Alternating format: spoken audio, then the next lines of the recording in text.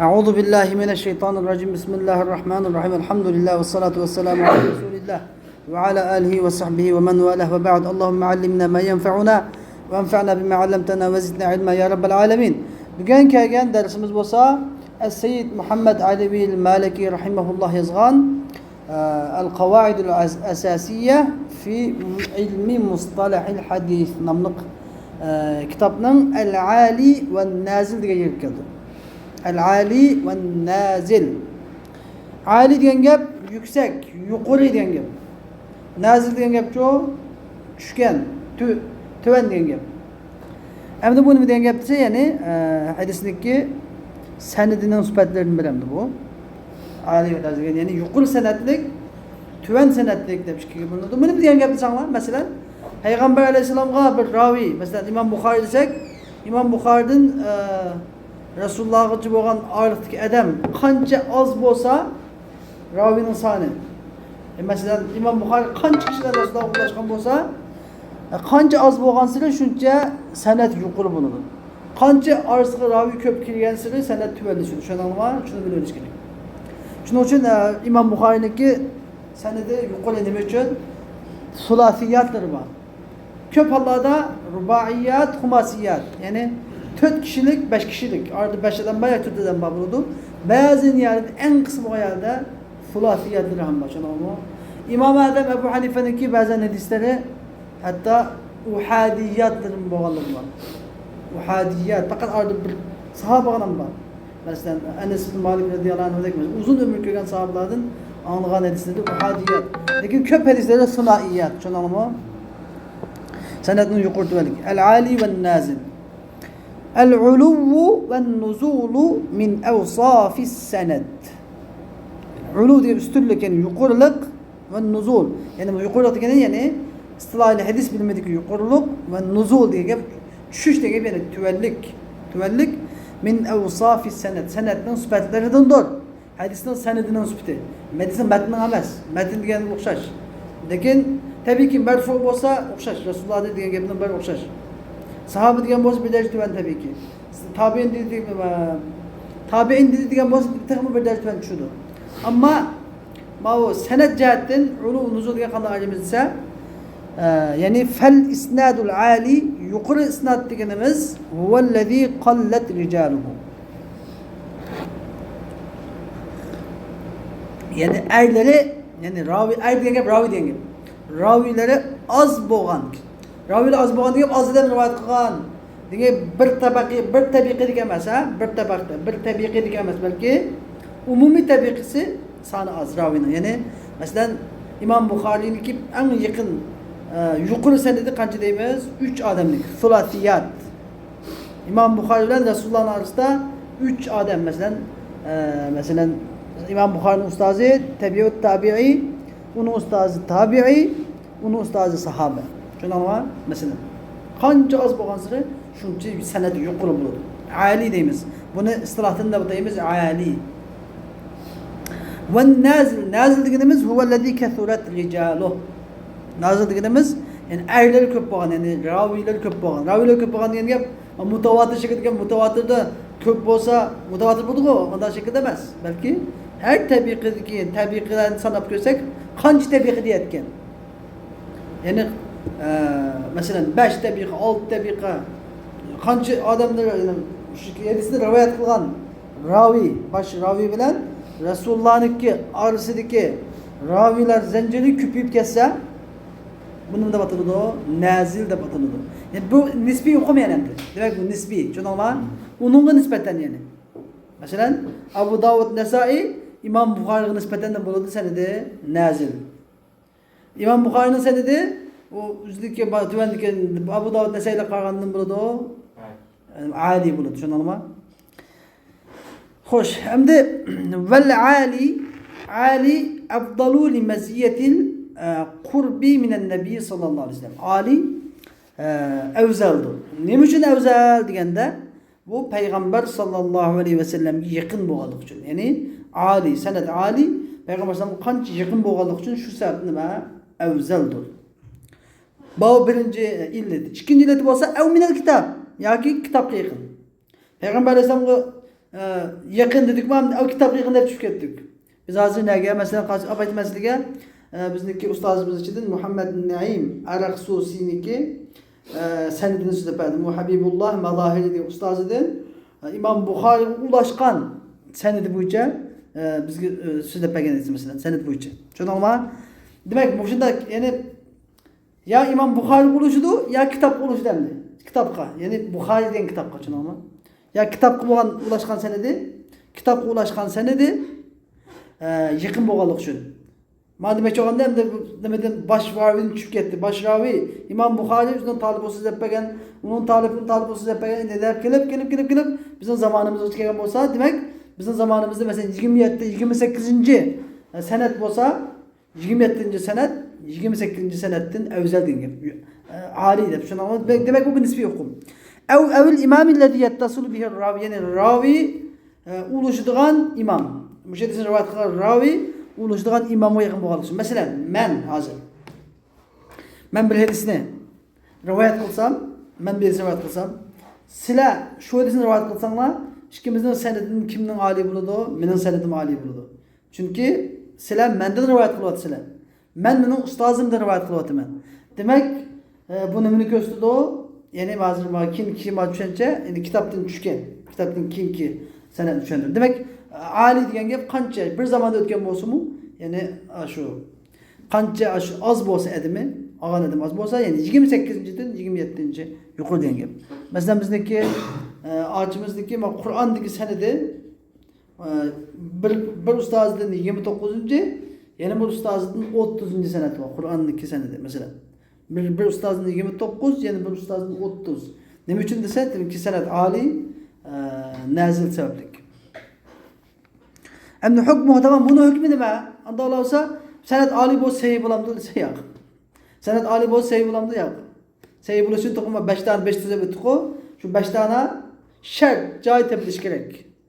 Endi sanad ali bo'lishi mumkin, lekin sahih bo'lmasi ham mumkin. İnnehu kad yekunu sahihan ev hasanan ev daifan.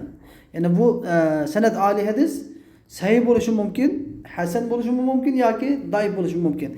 Bizning paytsi bundan paytsi bor. Ya'ni sahih bo'lgan vaqtda, o'xshash sahih hadisni ikkisiga qolgan chaqda, shu chaqda birisi-birisiga selishtirib kelganda sanad ali hadisni yuqori ko'ramiz. Ikkinchisi aylari fiqa bo'lsa, tushundingmi? Paytsi edi. Xo'sh. Endi kelganimiz al-mudraj. Mudraj degan gap lug'atdagi ma'nosi kirgizish degan gap. Bu minal idrajdan chiqqan. Minal idraj. Va huwa lug'atda al-idkhal, kirgizish. Mudraj nima deymiz? Ya'ni kirgizilgan. Kirgizilma desakmi? Kirgizilma yoki saplangan, saplama desakmi bo'ladi. Endi nima degan gap bo'lsa, va istilohan, istilohdagi ma'nosi naw'ani, istilohdagi ma'nosi naw'an, ikki turlik bo'ladi. Biri mudrajul matn, tekstniki kirgizilmesi, yani birisi o mudrajul isnadning kirgizilmesi. Yani matnga kirgizilgan, isnadga kirgizilgan qism deb ikki xilga bo'linadi. Endi va amma mudrajul matnga kirgizilgani bo'lsa, fa huwa idkhalu ba'd ar-ruwat li alfaz zaida.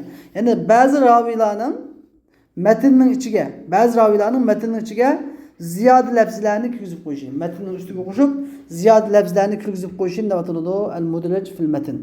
Masalan, bi sharti, cho'qim bir shart bor buning. Bi sharti ay yasilaha bil hadisi min g'ayri bayani anna ma adkhalahu laysa min al-hadis. Ya'ni bu kirgizib qo'ygan narsa hadisdan emas deganini bayon qilmasdan hadisni qulablam kirgizib qo'yish. Tushundinglarmi? Xuddi biz o'ylab qolamizki, qanday o'ylab qolamiz? Bu hadisdan nafsidan chiqib deb o'ylaymiz. Abdan qaraydigan bo'lsak, xuddi tafsirlik chiqib qoldi. Abdan diqqat bilan qarasak tafsirlik chiqadi. Lekin normal bo'lib kelsak-ku, aylayolmaymiz. Anladın? Mushunda ataladi, al-mudrajul matn deb ataladi. Masalan, misallar tushunsak yaxshi. Buni misal masalan Ayşe radhiyallohu anha rivoyat qoidasida 5 yil o'qiganman. Sanabado, ya'ni birinchi Kitobul Vahida o'qiganman shu hadis. Uzun hadis. Payg'ambar alayhisolamniki o'sha oxirgi kunlarda nima qildi? Payg'ambarlikka kelishga oz qolgan kunlarda xilvatni yaxshi ko'rgan bo'lib qoldi. Shundan keyin Nabiy sollallohu alayhi vasallam, payg'ambar sollallohu alayhi vasallam yahlu bi g'ari Hira fa yatahannas fi. Peygamber Aleyhisselam Hira g'arida xoli bo'lib, yolg'iz bo'lib, shu yerda tahannus qilatdi. Fayatahannatu fihi tahannus qilatdi. Daplab asli fayatahannatu fihi ve huwa at-ta'abbud al-layali zawat al-adad demiş edi. Qayerdan bo'lsanglar, xuddi diqqat qilmasanglar, fayatahannus fihi, uni tahannus qilatdi. O tahannus degan ta'abbud ibodat qilishdir. Al-layali kechalarda biz aytgan diqqat qilmasang ta'abbudul layali deb aytishadi. Kechida ibodat qilishdir. Tahannus degan kechida sanoqli kechida ibodat qilishdir deb tarjima qilib o'tishadi. Anda tarjima qilgan bo'lsanglar, g'alat tarjima qilgan bo'lsa. Chunki hadis mustalah hadis bilmagan odam endi tarjima qiladi. Mustalah hadis bilmagan odam cho'tsa to'xta bu mudraj ganda bu. Tahannus degan gap bu nima? Bir yot ibora, Yat ibara, g'arib ibara bo'lgandan keyin chuqur buningga raviydan birisi, o'sha hadisning raviylaridan biri buningga bir izoh shaklida qistirib qo'yibdi buni. Qistirib qo'yibdi. Deb tushuniblar, ha, asl qistirma qasgan mudraj. Mudraj qasgan va huwa ta'abbud. Ta'abbud degan so'zni o'zi mishadi nima mudraj. Anda mudrajni qanday tarjima qilamiz deganda, mudrajni ayirib o'tib, fayatahannathu fihi al-layaliya zawat al-adad. Yatahannathu degan fi'l bu fiilniki fail isim muqaddar tigida al-layaliya nima zarf maf'ulun fih. Zarf. Buniki fiillarda, amillarda yatahannasu. Demek ve ta'abbadu emas. Yani layaliya. Layaliya mevsuf zawat al-adadca sıfa. Anda dikin tahannus kılar. Yani Peygamber sallam kişide gayirada tahannus kılattı. Yani sanaklı Peygamber sallam gayirada sanaklı kişilerde tahannus kılattı. Demek ve huve ta'abbud. Yani o tahannus degan nima? Ta'abbud, ibodat qilish. Demak, texmet ma'nosi, ya'ni Payg'ambar alayhisalom g'oyirada sanoqli kechalarda ibodat qiladi degan bo'ldi. Tushuningmi? Bichadiki va huve ta'abbud degan so'z nima? Oysha radhiyallohu anhaning qavli emas. Bu raviy shu hadisdan Imom Buxoriyniki shayxlarininki Oysha radhiyallohu anha bo'lgan shayx raviylaridan bir raviy ashyaga izohlash uchun qistirib qo'ygan nima? Mudraj, kirgizilma. Bu bak muhim ama bak muhim gap bu. Faqawluhu ve huve ta'abbudu mudrajun fil hadis deydiler. Ama mudrajul isnad ki mudraj deganimiz falahu aqsamun kathira fil mutawwalat. Onun nurg'ulan qismlar var, bunu mutawwalat inşallah o'qiysilar. Am tamam hukmu nima? Mudrajning hukmi nima? Annahu kasabiqi. Bu ilgirga o'xshash sahih bo'lishi mumkin, hasan bo'lishi mumkin, daif bo'lishi mumkin. Mudrajniki sahihasanligi mudrajning o'zidan emas, balki shu mudrajni kirgizgan raviyning fiqhiga qaraydi.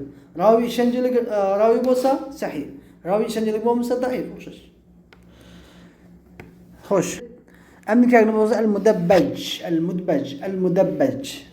Mudabbajga qanday aytsanglar, huwa ma rawahu kullu qarinin an qarin degan. Har bir yaqin, ya'ni malik qarinni bizlar nima deb tushunsangiz bo'ladi? Zamil deb tushunsangiz bo'ladi. Saboqdosh, tushundingmi? Ya'ni bir ustozning taliblari masalan. Her bir yakın üzerine yakın edin, yani her bir savaktaş üzerine savaklaşıdın rivayet kılan hadisinde batırılır mudabbaj. Yani ne demekçi? Kayınsını rivayet kılan diyen gapni şöyledir yani ahahul musavi lahu fis-sinni ve sened. Yani yaşta ve senette beraber boğan üzerine kayındışıdın rivayet kılan diyen gap. Yani sened diginimiz demek ki şöyledir gapine. Sened diginimiz el-akhd ani-şuyuh. Yani şeyhlardan eriştiki senet yani bir ustazlık. Sizler ki bazı tötünlerin senedi okşaş. Demiş hatta ben de erişette senetin var okşaş. Yani muşunda tutup bazı da mıkıldığa şu an mesela Nuruddin Bey, Tümür Bey, Bimirzi Bey'in yine bazen İslam'a eriş mümkün. Bazen çağda mesela Bimirzi Bey seferge çıkıp gelse Yordanya'ya.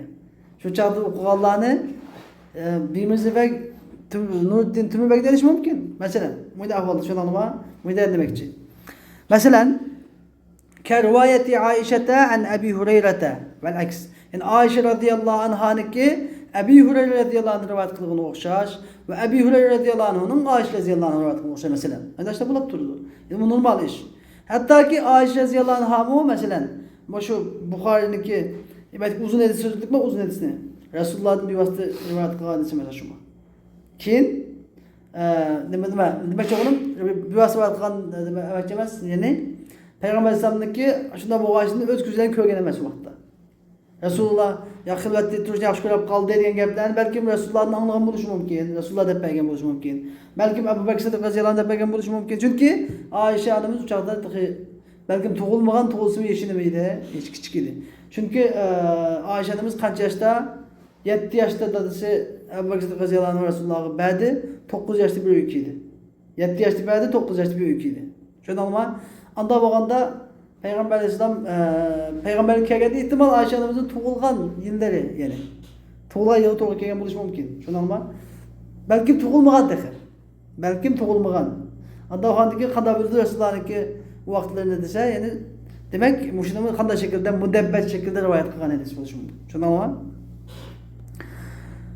Hukmuhu bu hadis hukmi annahu kasabiqihi. Bu hadisning hukmi ilgirga o'xshaydi. Qad yakunu sahihan, sahih bo'lishi mumkin, hasan bo'lishi mumkin, daif bo'lishi mumkin. Demak, bizning bu yerdagi maqsadimiz bu hadisning sahih, daifini ayirmoqchi emasmiz. Nima? Mush istilohlarni o'rganmoqchi. Maqsad mavjudmi?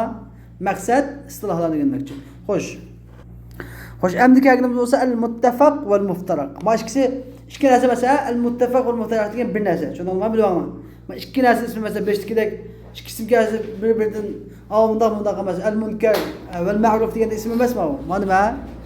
İkisi bir narsaning ismi. Al-muttafaq vel muftaraq degan bir narsaga qo'yilgan ikki ism. Bu bo'lsa mattafaqa lafzuhu va xattuhu va iftaraqa ma'nahu. Ya'ni lafzi, uning lafzi, ig'izda aytilgan so'zi va xattu degan xati, yozilgan xati birlik kelgan. Lekin va iftaraqa ma'nahu ma'nisi boshqa. Lafzi o'xshash, aytilishi o'xshash, yozilishi o'xshash, ammo ma'nisi boshqa. Ma'nisi ayrilgan. Mushunda batıldı o. Muttefaq muftaraqa batıldı.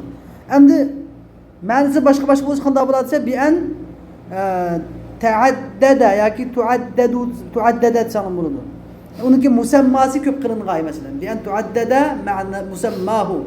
Uniki musamma bizda ism deb narsa bor, musamma deb narsa bor. Ism degan Tümürbek nima ism.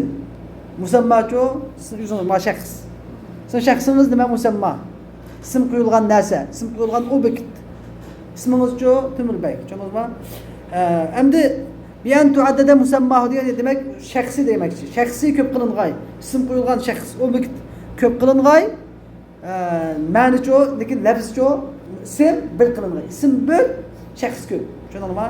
Fa huwa min qabilil mushtarak lafzi. Bu mushtarak lafzi qabilasidir. İştiraklısı düşünürsüler, bilisizler. Mushtarak lafzi ma'naviy deb chiqib bundaydi.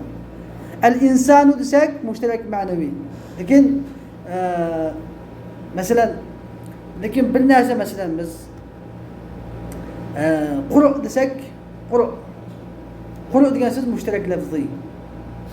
Quru degan kalima hayz degan ma'nosi bor, poklik degan ma'nosi bor. Tushundingizmi? Bu mushtarak lafzi. Misaluhu mesela bunun misali Al-Khalil ibn Ahmad. Khalil ibn Ahmad. Khalil ibn Ahmad'da hadis ravilerini siz çıkıdı. Khalil. Daha doğrusu ismi Ahmad. Okşaş. Khalil ibn Ahmad. Okşaş yazıldı. Okşaş eğitildi ağzımızda. Fahada ismun li sitteti aşkhas. Manın bu Khalil ibn Ahmad 6 şahsın ismidir. Lisası da ve Khalil ibn Ahmad el-Farahidi dese nahvu sahasının batığı.